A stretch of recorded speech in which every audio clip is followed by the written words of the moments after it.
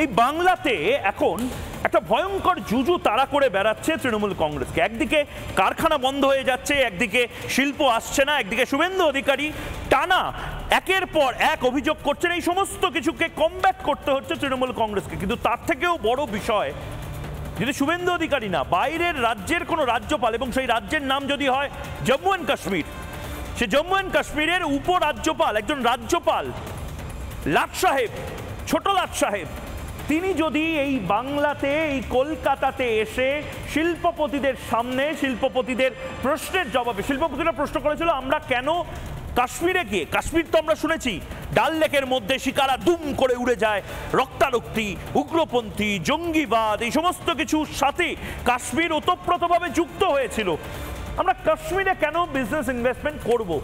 উপরাজ্যপাল আশ্বাসের স্বরে বললেন, আশ্বাসের সুরে বললেন যে আপনারা একবার ইনভেস্ট করে দেখুন, কলকাতার থেকে বেশি শিল্প বান্ধব কাশ্মীর, কলকাতা থেকে বেশি আইন শৃঙ্খলার পরিবেশ রয়েছে কাশ্মীরে, বেশি সুরক্ষিত কাশ্মীর কলকাতার থেকে, ভয়ঙ্কর কথা বলে দিয়েছেন। এবং সত্যিই তো তার পরবর্তী কয়েক ঘন্টার মধ্যে আমরা দেখলাম এই বাংলাতে যে একের পর এক ছবিগুলো, সেই ছবিগুলো তো সত্যি হয়তো এই ডিবেটকে উস্কে দিচ্ছে, এই বিতর্ককে উস্কে দিচ্ছে। শুভেন্দু অধিকারী যে কথাগুলো বলছেন তা উস্কে দিচ্ছে যে এই বাংলা ভয়ঙ্কর অবস্থায় চলে গেছে। এই বাংলাতে একটি কারখানা কাঁকসায়, বাংলাতে এখন অব্দি শিল্প, নতুন শিল্প, ভারী শিল্প, চপ শিল্প ছেড়ে দিন, কাশফুলের বালিশের শিল্প ছেড়ে দিন, এই বাংলাতে ভারী শিল্প এখনো 11 বছরে একটাও বড় টাটার মতন কোম্পানি আসেনি।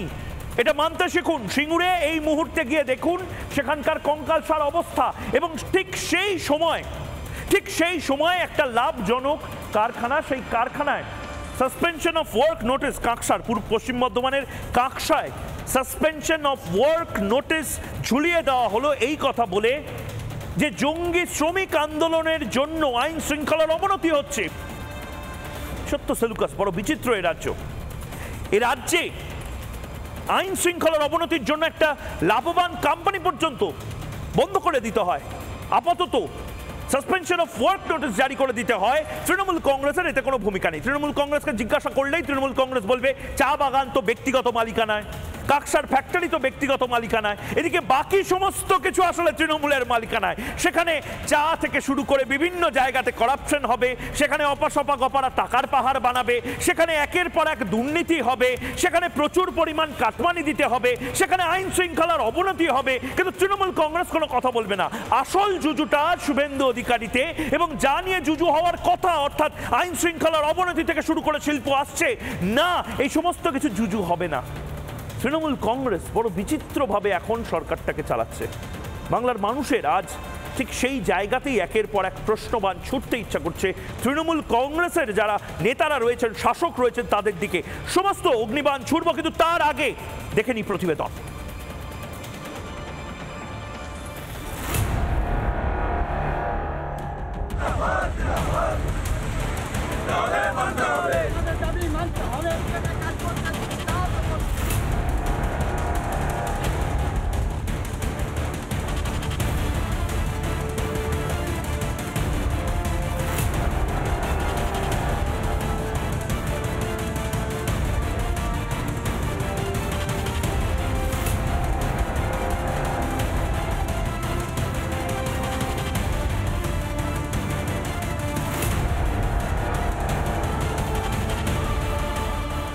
এমনিতেই ধুঁকছে আসানসোল দুর্গাপুর শিল্পাঞ্চল, আশেপাশের শিল্প তালুকেও বন্ধ একের পর এক কারখানা। এরই মধ্যে লাভদায়ক ইস্পাত কারখানাতেও ঝুলল সাসপেনশন অফ ওয়ার্কের নোটিস, কারণ শাসক দলের শ্রমিক সংগঠনের জঙ্গি আন্দোলন।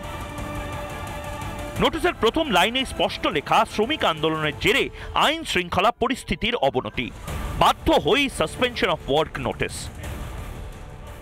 শুধুমাত্র জঙ্গি শ্রমিক আন্দোলনের কারণে ওখানকার স্থানীয় স্তরের নেতৃত্ব যারা জঙ্গি শ্রমিক আন্দোলনের মধ্যে দিয়ে আরও একটা কারখানাকে বন্ধের পথে ঠেলে দেয়। কারখানাটি প্রণব মুখার্জির দ্বারাই এর উদ্বোধন হয়েছে। পশ্চিমবঙ্গে যে সরকারটা চলছে, যারা পশ্চিমবঙ্গের বিভিন্ন কলকারখানাকে বন্ধ করছে, যাদের উৎপাতের জন্য শিল্পপতিরা ব্যবসা গুটিয়ে চলে যাচ্ছেন, তার চেয়ে এটা আলাদা কিছু নয়।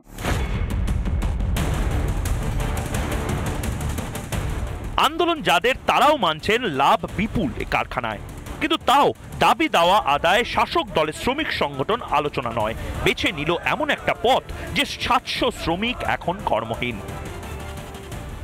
বিরাট লাভজনক সংস্থা, প্রচুর লাভজনক সংস্থা। 800 টন 900 টন প্রোডাকশন হচ্ছে, এটা মেশিনারি পার্টস তৈরি হয়। 4 মাস আগে যখন ইনক্রিমেন্ট দিয়েছিল একটা সামান্য টাকা, ডিসেম্বরের লাস্টে হওয়ার কথা ছিল, সেটা হয়নি। মানছে না, করবো না। রাজ্যের শাসক দল তাদের শ্রমিক সংগঠনের আন্দোলনেই বন্ধ হয়ে যায় কারখানা, অথচ রাজ্যে নাকি দারুণ শিল্প বান্ধব পরিস্থিতি। কোটি কোটি টাকা ব্যয় হয় শিল্প সম্মেলন, সম্মেলনের পরে সংবাদ মাধ্যমের সামনে আসে লম্বা চওড়া বিনিয়োগের হিসেব। তবে নতুন কারখানার উদ্বোধনের ছবি দেখতে পাওয়া যায় না। যে কারখানাগুলো চলছে এবার শাসকের সৌজন্যেই তালা পড়ছে একে একে সেই সব কারখানাতেও। বড় বড় করে লেখা আইন শৃঙ্খলার অবনতি। ঠিক এই অবনতির কথাই তো বলছেন জম্মু এন্ড কাশ্মীরের উপরাজ্যপাল। वेस्ट बंगाल से ज़्यादा सुरक्षित वहाँ लोग महसूस करेंगे और जो अनुभव आपका यहाँ है उससे सुखद अनुभव आपको मिलेगा, ये मैं आपको अश्योर करता हूँ। इनका पैमाना ये है कि यहाँ इंडस्ट्री बहुत पहले शुरू हो गई थी, वहाँ 2019 के बाद प्रयास शुरू हुआ है। तो अभी तो वहाँ ये बहाल करने में हम लोग लगे हुए थे कि कलकत्ता से बेहतर कानून व्यवस्था हो, शांति वो स्थापित हो गई। আর কবে চোখ খুলবে তৃণমূল সরকারের? এ বাংলায় শিক্ষিতদের চাকরি নেই, হকের দাবিতে তারা বসে রাস্তায়। এ বাংলায় শ্রমিকের চাকরি নেই, পরিযায়ীর মতো তারা ঘুরে ফেরে ভিন রাজ্যে। অথচ লাভদায়ক কারখানা বন্ধ হয়ে যায় আইন শৃঙ্খলার অবনতিতে। এরপর আর নতুন শিল্প আসবে এ রাজ্যে? সত্যি কি বাংলার থেকে কাশ্মীর বেশি শিল্প বান্ধব? বাংলার সরকার কি আদৌ শিল্প বান্ধব? রিপাবলিক বাংলা।